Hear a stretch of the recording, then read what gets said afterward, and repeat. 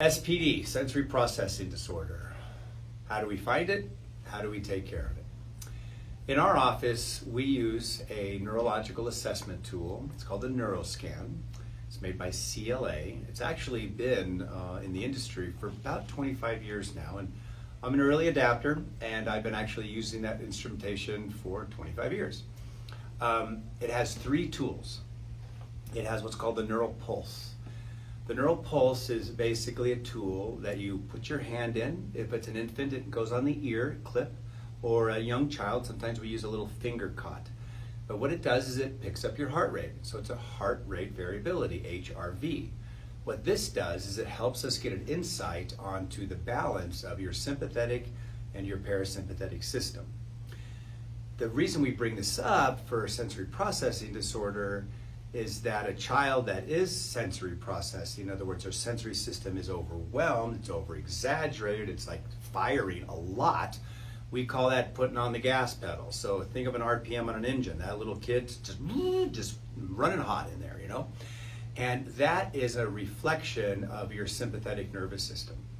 This parasympathetic, the opposite side of that, is our calming side, and the sympathetic is our excited or protective side. So on a sensory processing, absent of feeling, touch, and these other tests that we would do, this measures the neurology of your sympathetic system to give us insights onto SPD. Another test that we do is a neuro core. Neuro core is basically what's called a surface EMG. E is electrical, M is muscle, G is graph, just means it puts it on paper.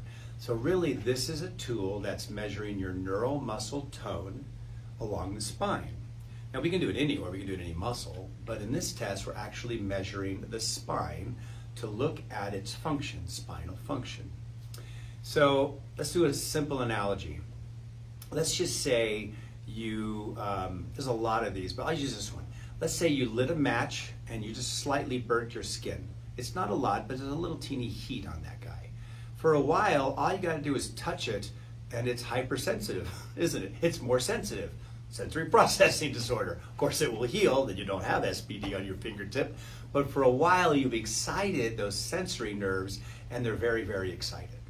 So when our spinal column has structural misalignments negatively affecting our neurology, the muscles will contract to protect those regions of neurological stress. Now keep in mind, certainly in a child, but even an adult, this muscular tension, this neuromuscular tension could be very, very much below our awareness. So we're not talking about a spasm that you might have in your back or neck or leg from exercise. We're talking about a subtle change in the neurology of your neuromuscular system, especially along the spine, in a protective sort to help us understand what's happening neurologically in that region.